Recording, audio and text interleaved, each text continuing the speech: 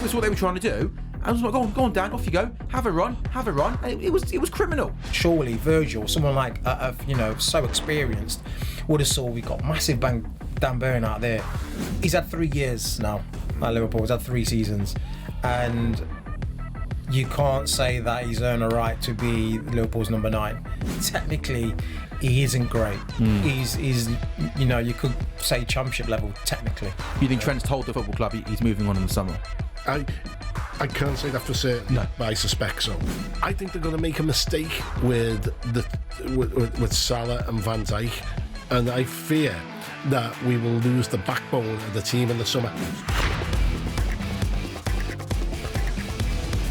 Hello and welcome to Inside Liverpool, a brand new show on talkSPORT's YouTube channel and on your smart TVs, where we take a deep dive into all things, you guessed it, Liverpool, the biggest and best football club in the world. A brand new show with you from now until the end of the season. Unfortunately, the first brand new show is on the back of a disappointing afternoon for Liverpool, losing the Carabao Cup final to Newcastle 2-1. Over the next hour or so, we'll discuss all things Wembley, what went wrong, and take a look between now and the end of the season. Of course, still top of the Premier League. We'll also maybe discuss the summer transfer window, a big summer coming up for Arne Slot and Liverpool.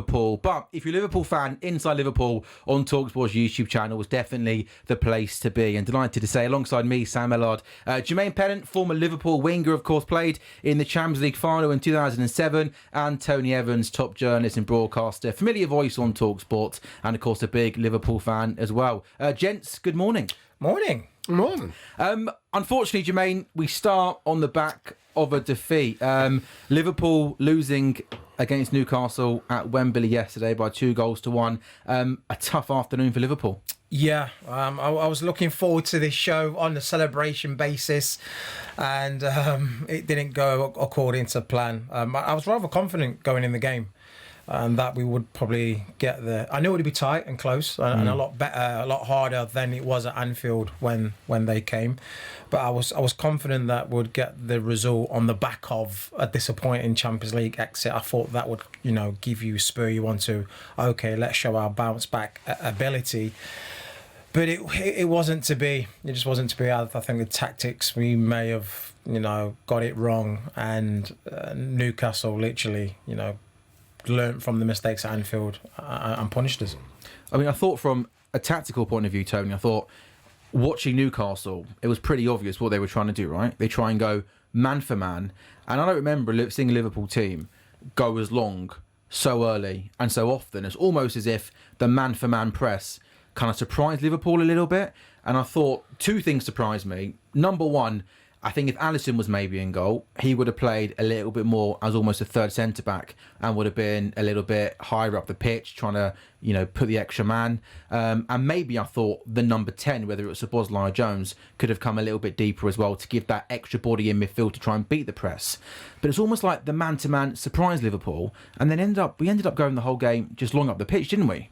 Yeah, I mean, I was surprised how, well, I wasn't surprised. I knew how effective Joe Linton would be.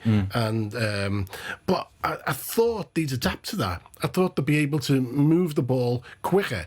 One of the things is that the pace of the game from Liverpool's point of view was really poor. It's like there's normally a snap in the passing from the midfield, but we didn't see that yesterday, and they looked tired physically and mentally, and that surprised me a little bit, particularly after getting knocked out the Champions League. I thought they'd bounce back and they'd be much sharper, both physically and mentally.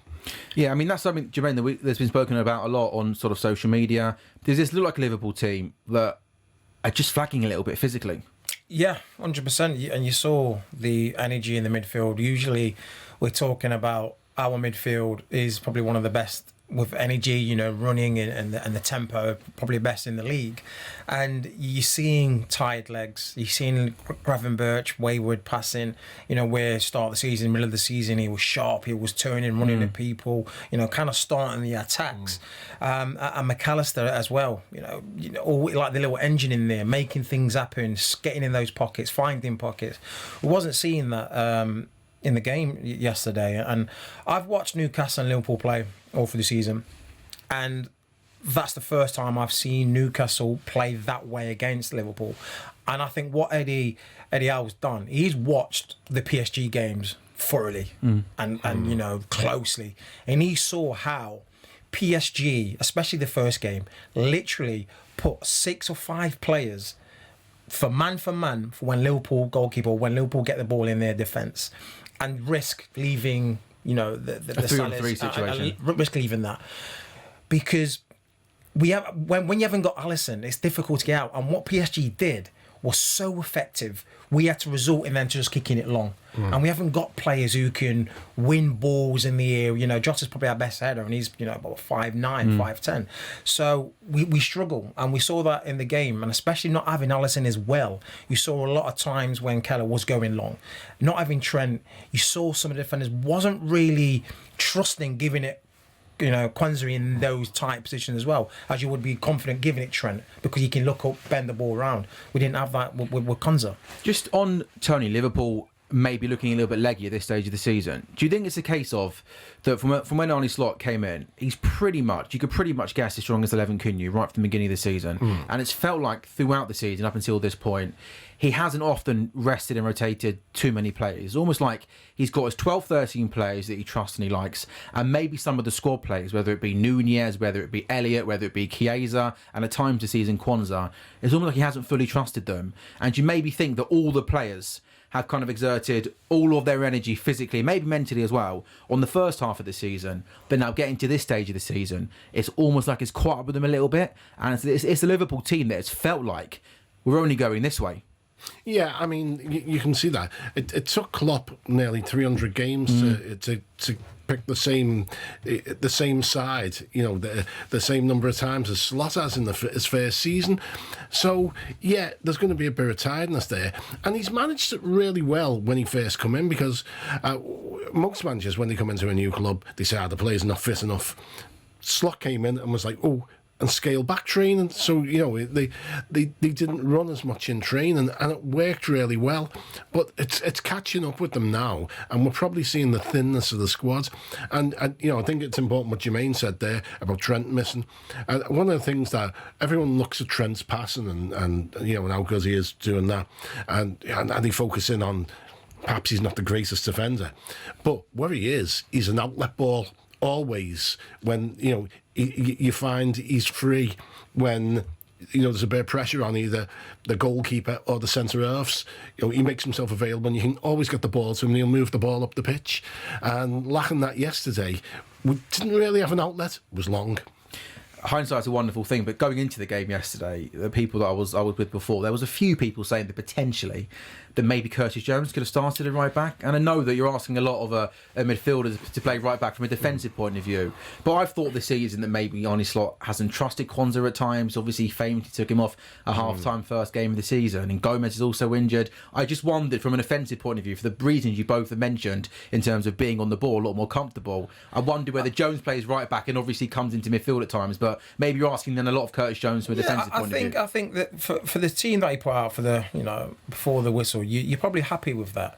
And I think as the game flows and then you start seeing where we are struggling, that's when you maybe start tweaking and adapting things and changing things. But to start that team, I'm happy with, because yes, they've got Harvey Barnes, who's a great player, who likes to be direct. So you're thinking maybe a little bit of defensive cover there on that side, because obviously, you know, Jones is not a defender. But like I said, as the game goes on, you then start thinking, we need an outlet, because they're putting a lot of pressure on our defenders. They're pressing really high. They're not giving us no time at all. Then you start looking about tweaking, because like he said, Kwanzaa, at any stage of that game that I see him, which we've been playing the whole system and the whole way, is our fullbacks come inside or Trent come inside to make it 4-on-3 in midfield, to give us a little bit more space when it is tight. Kwanzaa didn't do that once, because that's not his game. Trent, when he comes on, you see him bomb down the line, you know, drag the winger with him or the fullback with him to leave Mo one-on-one. Kwanzaa didn't do that I didn't see Ollie in the game at all. So that left Mo just literally isolated with two players, which made it very difficult. That's why we didn't see him. I'm not going to make an excuse for him. It was a poor game, but it didn't help with Trent not being there. What's happened to Diaz and Jota, Tony, over the past couple of weeks? I mean, it just feels like two great players who have had really, really good Liverpool careers, but just over the past couple of weeks or months or so, they just don't look the same players in terms of consistency and most importantly in terms of quality in that final third. Well, Jota's, the injuries are catching up with him. It didn't help him. Yeah, he's really struggled with injuries, and Diaz, he's one of the things. Throughout his Liverpool career, and I suppose we had a high bar in terms of expectations because we saw Sadio Mane play over there. Mane and Robertson got each other and worked together really well. Diaz has never really formed a relationship over there. I mean, go back to the Champions League final in Paris against Real Madrid. Ancelotti basically flooded right, and let Diaz and Robertson have the ball. See if they can hurt us, and they didn't. And Diaz, obviously, is a very talented player, but he has long periods where he isn't as effective as you might hope, and he's going through one of those periods now. Yeah, I think with Diaz, it's the consistency level. He's for a few months, he's brilliant. He will score 2 assists game after game, and then there'll be 6 or 7 or 8 games where he's not in the game, he's not effective at all, and that's where you're thinking, okay, let's give him another go, let's give him another game, let's give him another chance, and then by that time you scratch your head thinking maybe we should have played someone else in hindsight. He's a terrible man for bad choices as well. It's so he makes quite a few bad decisions on the pitch. When things are going well, that doesn't matter. But it seems that it kind of snowballs. With all that in mind, have either of you two been surprised in the last couple of weeks of big games, the League Cup final, the 2 games against PSG, that Chiesa or Nunez haven't started more? With Nunez, it's a tough one because he's had 3 years now at Liverpool. He's had 3 seasons, and you can't say that he's earned a right to be Liverpool's number 9. The form that Jota's been in the last couple of weeks, I'm sat there watching that game yesterday thinking that the Nunez offering something a little bit different up top, more physically, more running, more aggression. I almost thought he couldn't have had less of an impact on the game than Jota. Well, that's the thing. Because Jota was so bad, then there's no risk of throwing Nunez on, because Jota was literally a ghost in that game at times. So there's no harm in throwing Nunez on and see if he can change something. But would you make a Nunez? I mean, Tony, you've been following Liverpool for a lot longer than both me and Jermaine. Is he one of the most frustrating players that you've ever watched in Liverpool shirt, in terms of he goes from the sublime to the ridiculous, and then the ridiculous and the ridiculous more often than any other player I've seen in Liverpool shirt? I enjoy the comedy aspect of it. But no, when he comes to the club, they made it clear, sort of people inside Anfield saying, look, he's not the finished article. We can't afford to go out and buy a Haaland. We need to bring someone in who can develop and grow. Unfortunately, he hasn't grown. He hasn't developed, and it's frustrating because physically, he's magnificent. And you saw in the first game against PSG just how absolutely he changed the game. Worried the centre halves, but he seems to be. And you talk to people about him, and he hasn't got the greatest football brain, let's say. In a nutshell, he's raw. Yeah. He's very raw. But 3 years in, you need more than raw, don't you? Yeah, he's technically, he's not gifted. Yeah. You see sometimes he's a bit scruffy, even controlling the ball at times, it will bounce off him. And he's got a finish in him, and there's something like he can miss from 6 yards out. He's just attributes is brilliant, great in the air, tall, strong, quick. Yeah, and shots where he doesn't have to think about it. Yeah, he scores some great shots, hasn't he, from outside the box, right? Yeah, 100%. When he's got time to think. Yeah, but technically, he isn't great. He's you could say championship level technically, and in the Premier League, you will get found out. There's only so much pace and strength and hold up play and you can get away with. Yeah. Well, in the last part of the show, we are going to talk a bit about the summer, but it's going to be fascinating to see what the Liverpool attack looks like next season with Salah out of contract. Just mentioned their 3 players, Diaz, Jota and Nunez, maybe having a great season. So interesting to get your thoughts on sort of how you see the Liverpool attack looking next season. That first goal, Tony, I was sat right behind the corner flag, so I had a great view of Kieran Trippier and exactly what he was trying to do. I didn't take a genius to work out that he was trying to play a flat ball to the back post, and Big Dan Burn is going to run on it and try and get something on it and put it back across goal.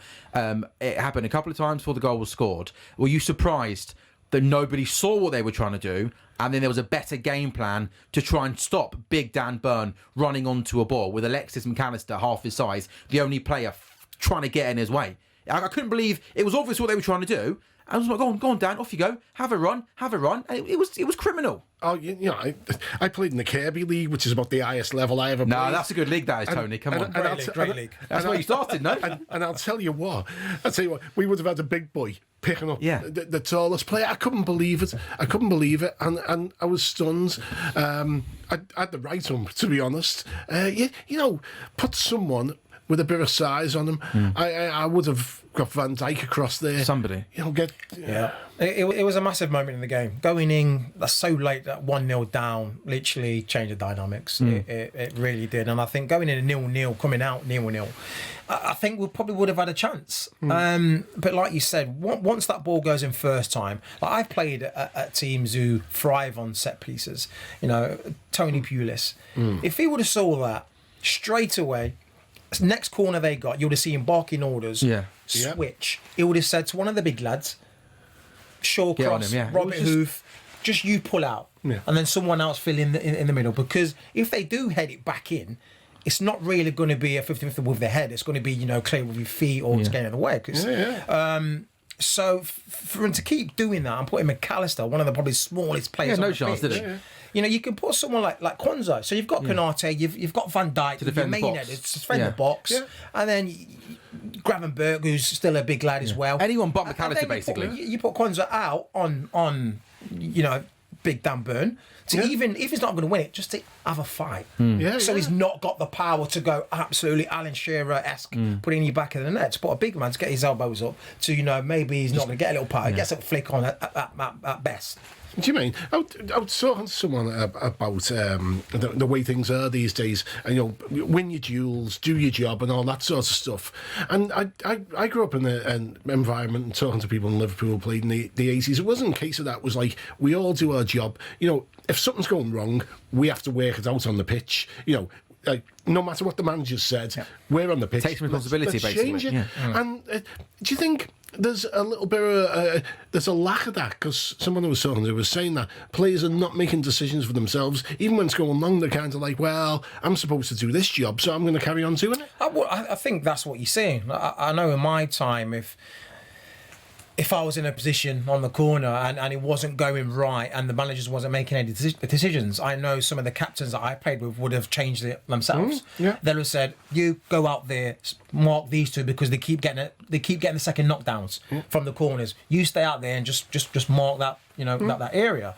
But again, I think everyone's too structured at the moment. Right, this is our zonal. We don't move because if I do change it and it does go wrong, I don't want to be in trouble. If it goes wrong, it's on the manager then. This is his set pieces. This is his style. So I think they do need to take a little bit of responsibility. And I thought surely Virgil, someone like you know, so experienced, would have saw we got massive Dan Burn out there, little McAllister. Gravenberch, just go out. This is going to cause us some problems. Just go out there, just get in, and then we'll deal with it and see how it plays out. This is Inside Liverpool, Tony, but we should give Newcastle some praise, shouldn't we? I mean, firstly, it was an amazing day being at Wembley. I think, you know, someone tells me that you two were in Box Park Wembley yesterday with the Newcastle fans, which I'm not too sure about. I mean, what's all that about, boys? But they were on the day, they were excellent, weren't they? They had to beat the current top four, Liverpool, Chelsea, Arsenal and Nottingham Forest, to go on and win the competition. And we know it's been a long, long time since they won a trophy. On the day, they were the better team. And they enjoyed themselves yesterday, didn't they? Yeah, they did. And, you know, I mean, you've got to feel, you know, I'm glad for them. I'm glad for my Geordie friends. But you know what? I don't like seeing Liverpool getting beat. No, that's also true. That's also true. You know what? We'll end it there, shall we? We end the first section. That's enough. We don't like it. I thought maybe there might have been a 30 seconds praise for Newcastle. No, that's not what we're doing on Inside Liverpool. It's been a bad week, right, Sam? Move on, please. There we go.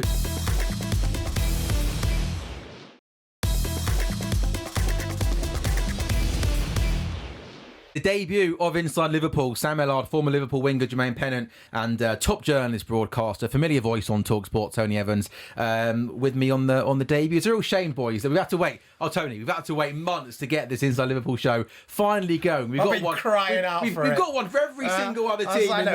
Top honestly, man. I thought League One and League 1 and League 2 teams were going to get an inside show before us here on. Hey, they're a Premier League team. Come on. And then I can't believe it, Tony. In the space of being told we're doing an Inside Liverpool, we're at the Champions League. We're losing the Carabao Cup final. Maybe it's our fault. Maybe we've cursed Liverpool. It's our fault, isn't it? It's our fault, isn't it? Yeah, without a doubt. There we go. We've dissected the Carabao Cup final. What about, boys, the Champions League? The first leg win against PSG. Then, of course, we lost the second leg. Ended up getting knocked out on penalties. Tony, what did you make of the overall performance from that PSG game? I guess first leg we were bad and won. Second leg much better and lost. Yeah, well, one of my great joys watching Liverpool in Europe over the years is to see them go away, get results when they didn't deserve it. I love that, especially late goals. And you bit of housery. Yeah, then you come back to Anfield and it was very, very disappointing. Now PSG are a very good side and will go a long way. So I don't think there's any shame getting knocked out by them. But particularly in the second half when they got on top, you think, there are opportunities here, and the way it fizzled out in extra time was really, really disappointing. And yeah, I mean, in some ways, people are complaining that we finished top of the group. Group. The league table, isn't it? The longest league table of all time. But had we beaten PSV, or even got a draw. Yeah, even got a draw, then that would have changed the whole dynamic. We wouldn't have got PSV. Confusing. Too many PSs. Yeah. But and we probably would have had an easier route through. However, I've got to say, when I saw the team that Slot picked against PSV, I was quite happy with it. And I suppose these things happen. It would be nice to have a big final in May to go to. But on the other hand, we're going to win the league, aren't we? And we're probably going to win it in April. Yeah. And if we can take May off, I'm happy. That'd be nice, wouldn't it? But I mean, social media are trying to spin this narrative now, and people are going to do this in the next couple of months. This is going to be a bad season for Liverpool because quadruple was on 6 weeks ago, and it's now going to be just one. Something that Liverpool fans definitely won't do, but for the bigger football world shouldn't forget. This is Arne Slot's first season in charge of Liverpool Football Club. He's had to take over from one of our very best managers in the modern era, Jurgen Klopp. Winning the Premier League and winning the Premier League by such a big distance is still an unbelievable season. Oh, no, without a shadow of a doubt. Anyone to say anything different will be lying or hating on Liverpool. I think a manager to come in after Klopp was a big shoes to fill in itself. And I think if you ask anyone, we're going to get Arne Slot. Personally, I didn't really know anything about him. No. So that in itself is a little bit of a gamble and a worry. And I think anyone was probably thinking, look at all pundits, they said that we'll probably struggle to get top four. Or best top four is the best that Liverpool can really ask for now. So then when he comes in and then on the back of that, he's made no signings. It's not like he's brought in 3 or 4, 5 top, world-class players. He's literally using Klopp's old team and just tweaked it here and there. So to be at the top of the league right now with 12 points clear is a fantastic season. Yes, right now it might have took a little bit of shine off where we was 2 weeks ago, Champions League and then the cup final. But once that's dusted, once we get back into the league, I'm going to be thrilled to bits when comes May and we'll see Virgil lifting the trophy. Yeah. I mean, what is really remarkable, you speak to managers who've come into the game from, sort of from abroad, and almost to man, they say to you, the first year is difficult adjusting, the physicality, the pressure, the relentless nature of it. You look at Pep's first season. They were all over the place. And Jurgen says it as well. You go back to Rafa. Rafa talks about his first season. Well, obviously ended up with the Champions League, but it's all. The adjustment is really, really... That's why he signed Jermaine then. A little bit of quality, a little bit of proven Premier League experience, right? He knew what he was doing, old Benitez. Yeah. But everyone says it's really hard to adjust to this league. And he's come in and he's taken a squad really that had... I was talking to someone around the club, and the players were talking between themselves, and they were saying, if we could have Jürgen back, would we take him? And they were like, no. Well, now they wouldn't take him back. That's how good Slot's been. They wouldn't have Jürgen Klopp back. Yeah. What do you think? Why do you think, Tony, from him coming in and being 12 points clear in late March, why do you think he's managed to do such a good job in such a short space of time with, as Jermaine says, pretty much the same players? Well, I think he's a much more structured coach in terms of he's been very hands-on on the training ground, whereas Klopp was less so. Was Pep Lijnders more of the coach on the training pitch? Very much so. And the thing is, Klopp teams thrive on chaos. Yeah, we've been hard to beat. If you look over the season, we've been hard to beat. I've not gone in games where thinking, we're going to lose this. And I think that's what's changed. I think he's more, like Tony said, structured, or more calm, or more rather than 100 miles an hour, chaotic. You go, we go, we defend. Let's see you. That was kind of Klopp's motto. When someone's attacking us, we're just going to go up front and let's see if we can score a goal. We're now more structured, more defensively solid, and look like we're hard to be scored against and beat. Obviously, we lost yesterday, but that's what I've seen more in Slot's play. It's more not counter-attacking, but it's more through the midfield rather than just get it up there and attack. It's more built through the midfield. Well, he's changed the point of attack, and Klopp was trying to do that because he realised that the first great Klopp side was the wing-backs getting forwards, and he realised that everyone was adapting to it and was stopping Trent playing, was sort of stopping Andy Robertson, and one of the reasons he brought in Thiago and it didn't work is to change the point of attack through the midfield.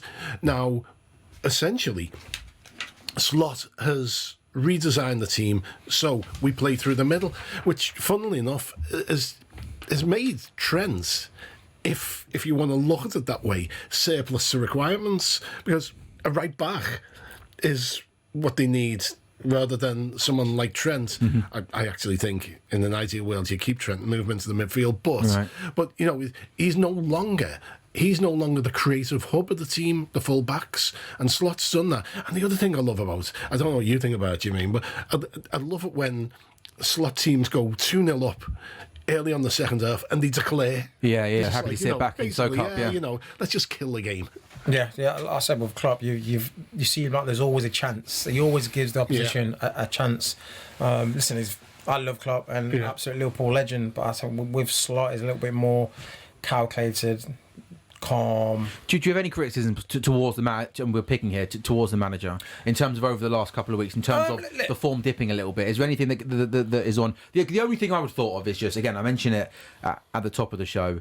I maybe thought in hindsight, could he to have kept the squad a little bit fresher? Listen, maybe do you think in terms of rotating and just keeping everybody fresh? Like, again, I know the Premier League is a priority, but I thought the home game against Southampton, in between the two PSG games, I maybe just thought, given the quality of opposition we were playing, and everyone's beating Southampton, aren't they? Maybe was that a game we could have made a couple of more changes with the PSG game in mind, just to keep everybody fresh. I'm not sure. What do you boys think? I think you could, like I said, in hindsight, it's a great thing. But I think you could have maybe gone a little bit not riskier, but freshen the players up and let their big boys sit out, and if need, bring them on. And that's what we should have done in the FA Cup. Took a proper squad, but let the fringe players play. And then when things weren't going wrong for the last half an hour, bring on your Salahs, bring on your big boys. But listen, when I've been playing, if you haven't got a strong depth in the team, you haven't got a lot of players that you can change the team. Come last 10 games, you feel it. Yeah, I can remember when I was playing, I was like, right, what are we in now? How many games left? Oh my God, I can't wait until May. I can't wait just to have, 6 weeks, 5 weeks off, because my body, you play a game, it's an intensive game, like I'm saying that for the PSG one, you're feeling knocks and the effects of that game 2 days after. The next day you're like, and you got paid 2 days after. Then the day after that you're like, oh my body is in bits. Yeah, people think, yeah, but you've got this facilities. it doesn't matter what you've got. It's your body is feeling. After 30 games, your body has gone through it, and you feel it massively. So, I understand, and I can see why the team is probably flagging a little bit and not looking as sharp as what they are, because it's grueling. It's grueling the amount of games you have to play. Yeah, and I don't think that most people understand how physically demanding that actually playing the game at the highest level is. I mean, even back, I once said to Kenny Dalglish, she said, so how often were you fully fit? He said, one pre-season in the early 80s. I mean, That's it, yeah. You're always playing with something. Yeah, you're never 100%. You're probably 90, 95, but there's always, after a game, there's always something going on. If I play a game now, like in a charity game, and it's a half, I would say quarter the tempo that these guys play at, I feel like I can't walk. I'm struggling. I feel aches and pains everywhere, and I'm getting on a bit. But it is grueling, and people don't understand how much of your body takes a battering. In terms of the Champions League game, we know Liverpool have got a rich history in the Champions League, but you almost felt like this season the league's always been the priority to get another league title under the belt. That was always the priority for Arne Slot. And is that the feeling, do you think, up in Merseyside? Sure, you want both, ideally. Yeah, but, we're greedy. Yeah, and I was going to say, we wanted 4, didn't we, up until a couple of weeks ago. But the league really is the important thing. I mean, particularly considering the long wait, the 30-year wait, and then winning it, COVID, and the fact that there's no celebrations, it's one of them. And I know there's like this desire to put an asterisk on everything, these days. To the COVID needs an asterisk. Everyone forgets. The celebration police are out, aren't they? That the league was won before COVID's hit. One of the most dominating Premier League seasons of all time. Remarkable. Yeah. And they want people are saying now, it's the standards dropped. The standards dropped. Manchester City's standards dropped. But, the other teams aren't good enough. That's why Liverpool are winning the league. So I think it's really important to win the title. And I don't think anyone expected it. I don't think anyone at the club expected it. They thought this was going to be a transitional year. And what Slot's done is absolutely remarkable in the circumstances. And I tell you what, we should, despite losing a cup final yesterday, we should be taking our hats off to Slot and 100%. Saying what a year. It's been an amazing year, and I'm thrilled. Listen, we're going to win the league, and I'm happy about not hearing Manchester United sing 20 times 20 times. We've not equal. This is the big one, isn't it? Yeah. So this now, puts them to bed, puts that to bed. And I've got a feeling that I think I know which team's going to get to 21 before the other team, right? Exactly. Well, how about this scenario? Like Manchester City's 115 charges, sort of come through, and they take the titles away from them, and all of a sudden we're on 22. 23. Yeah. No. They won't. That won't happen. Yeah, and that'd be strange, wouldn't it? Getting a title like that. Take it. Was Klopp at Wembley yesterday, by the way? I never saw him on any pictures, because I really hope one thing. I hope Jurgen Klopp is at Anfield for the final home game of the season, because I don't think he's been back to Anfield yet. And I really hope he's there for that final home game of the season. And it's not that's about him, but he deserves to be there. If I know Jurgen, he'll be on the Kop. He'll be on the Kop, yeah. Him and Carragher and Tony Evans on the Kop in that final home game. There we go. Singing "You Never Walk Alone." There we go. Exactly.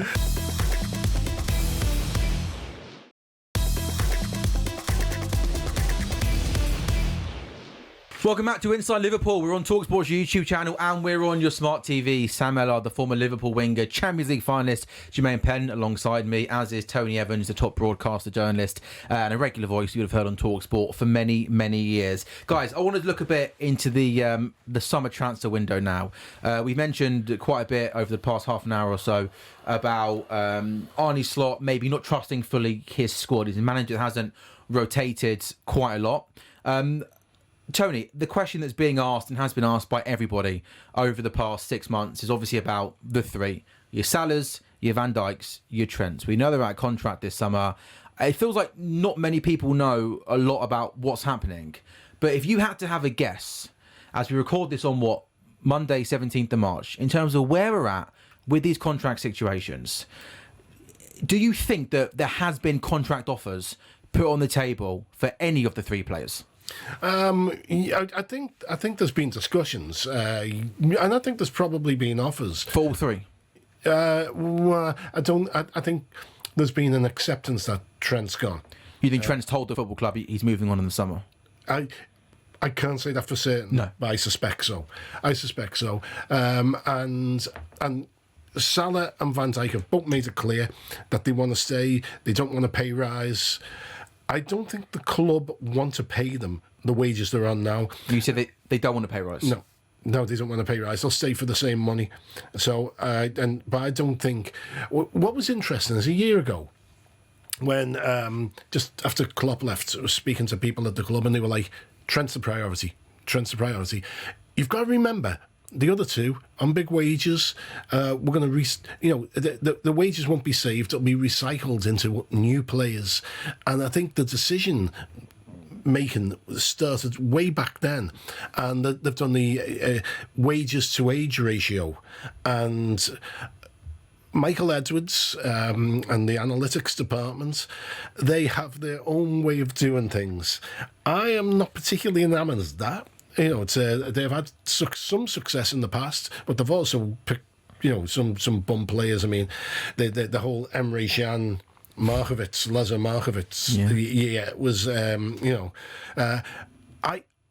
I think they're going to make a mistake with Salah and Van Dijk, and I fear that we will lose the backbone of the team in the summer. Just before you come in, see, you said there that you think, and I know this is it's not a fact, but you think that they're asking for the same amount of money. That personally really, really surprised me, because if I had to guess of how conversations were going in my head, it's the Salah and Van Dijk say, I'm the best winger in the world right now, I'm the best centre-back in the world right now, if you want me on a new contract, you've got double my wages. That's where I thought the stumbling block was. So to hear that, Jermaine, from Tony, that he thinks they want the same wages, then it makes it even more perplexing that we're sat here in mid-March and Liverpool haven't given these boys what they want.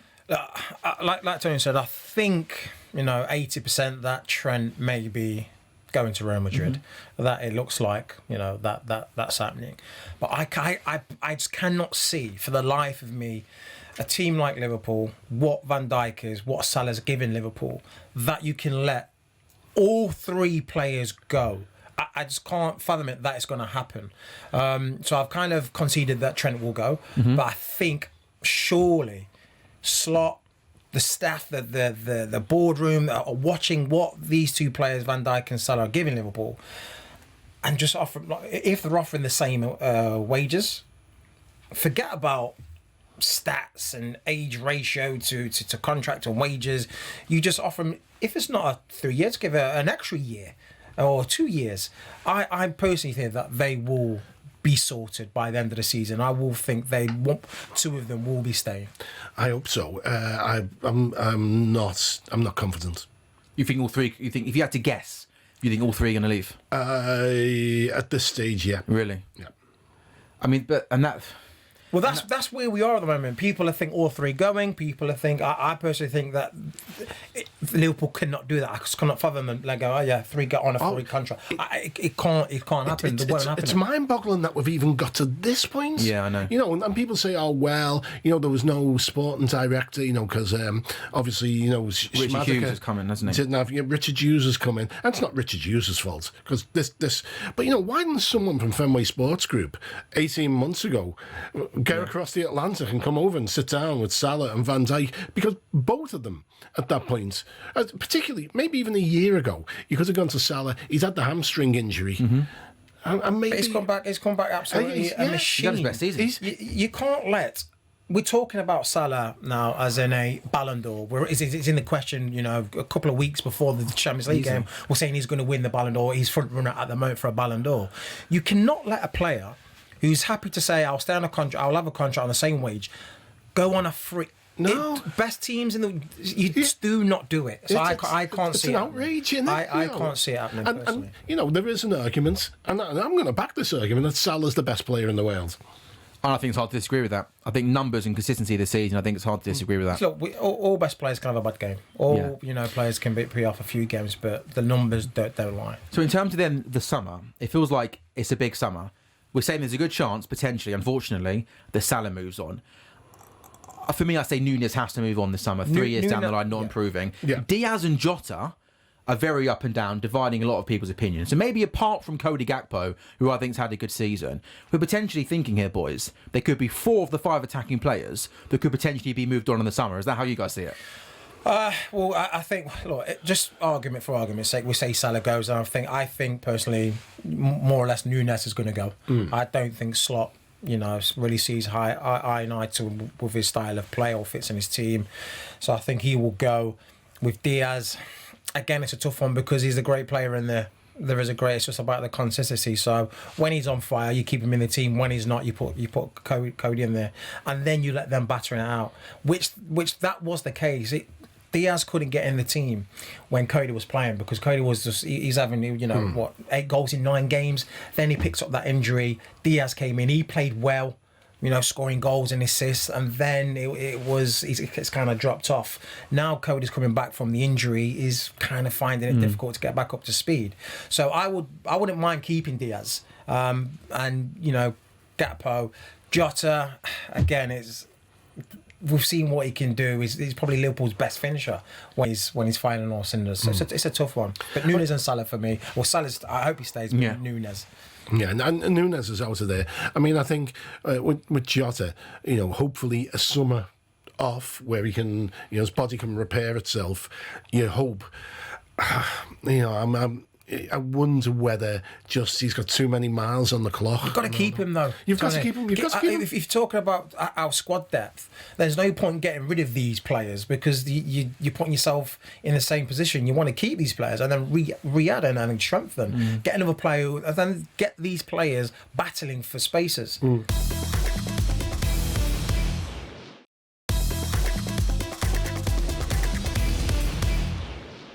Welcome back to Inside Liverpool. We're on talkSPORT's YouTube channel and we're on your smart TVs. The very first episode of Inside Liverpool. I'm Sam Ellard. I've been alongside Jermaine Pennant, former Liverpool winger, Champions League finalist in 2007, and also Tony Evans, top journalist, broadcaster, big Liverpool fan as well, of course. Jermaine, got to ask you, by the way, you played in a Champions League final for Liverpool, the biggest and best football club in the world, in 07.